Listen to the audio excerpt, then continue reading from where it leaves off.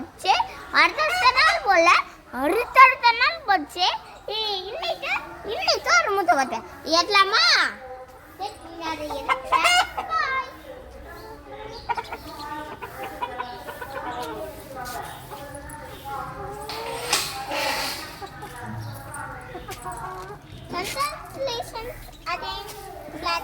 வாழ்த்துக்கள் பிளாக்கி. சரி, நீங்கள் எடுத்தா எடுத்து ஃப்ரிட்ஜில் வைங்க. நான் நெக்ஸ்ட் வீடியோவில் செஞ்சுக்கலாம். பாய். நெக்ஸ்ட் பெயிண்டிங் வீடியோவில் சந்திக்கலாம். பாய்.